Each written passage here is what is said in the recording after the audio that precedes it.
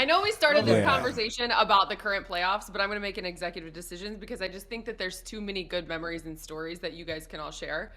So let's continue on this flow, if you guys don't mind. Fish, I want to know a story. I hate Derek's stories. I want to know your favorite memory from the 2002 championship you won. He's like, he won so many. Allie, see, no. See, I know. Richard, don't go there. Let me see. Don't go there.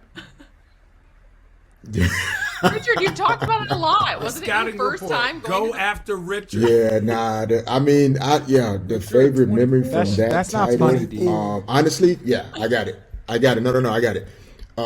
Mitch Richmond was on that team. He's like, of the 5. And for me personally, like when the buzzer went off, my emotional response was hoping that him experiencing winning a title in his career was I hope it meant the world to him. His role was different. He wasn't the same, Mitch Richmond that we knew from Golden State and SAC and all those years, but he still was a guy that I just had so much respect for. And that, to me, that was my favorite moment. Just after the buzzer went off, he was a monster, knowing that he could put NBA champion on his resume, on his Hall of Fame resume. That was a great feeling. I got to keep that 100 on that. That was the best feeling. Oh my gosh, and it was hard though, RJ, to everything we just got through talking about. Yeah, Mitch Richmond struggled that year. Go ahead.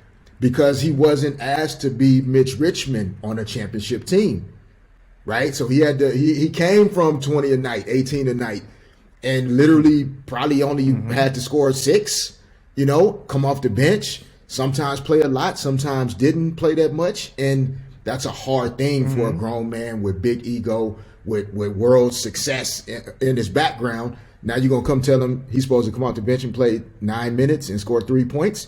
And have to go home and listen to people act like he can't play anymore. Yeah. You're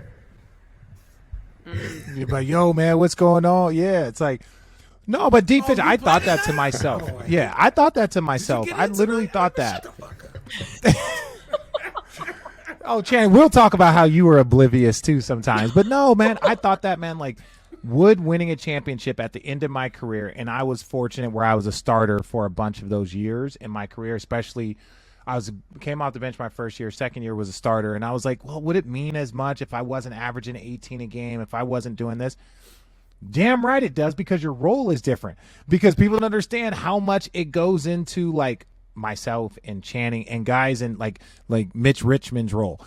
Without Mitch really knowing it, he inspired you to go play your best version, right? Because you're always looking for how can I find new inspiration? All right, we got 3rd championship, going for a 3-peat. Well, that's my guy. I fucking love Mitch Richmond. I respect him. I want him to have that on his resume. That's how much I care about my brother next to him and how much I respect him. I'm gonna go keep pushing myself. We saw it with Jordan in Last Dance, how he would just make up ways to keep motivating himself. And I definitely thought, I was like, oh, what I mean is that shit meant so much. That meant so much. I don't care if I was averaging 20, if you're averaging 5, if you played in every game, if you practiced every day and you helped prepare the squad, if you pushed Kobe, if he pushed D Fish, all the things that go into it, man, Dante Jones. People don't know Dante Jones, perfect example, joins our team literally the last game of the season as a final roster spot. And Dante's in shape. Remember he almost died on the Versa Climber because he went from G League. And I'm like, Dante, you are 35 years old. You haven't been in the league all year long. You signed in 10 days, and he joins the squad. He had 5 of the biggest points in game 6, game 5. Game 6. He had 5 of the biggest points. Everybody's in foul trouble. Warriors are coming in. We were like, okay, Dante, we just need 2 minutes. Dante goes in there, gets a layup, then gets a bucket and an and one. Yeah. Lead goes from X to X. That he earned it. You earned it, bro. You contributed to the success in literally 2.5 minutes in a crucial spot. You earned a championship. It doesn't matter if you were there for 82 or if you scored 20 a night.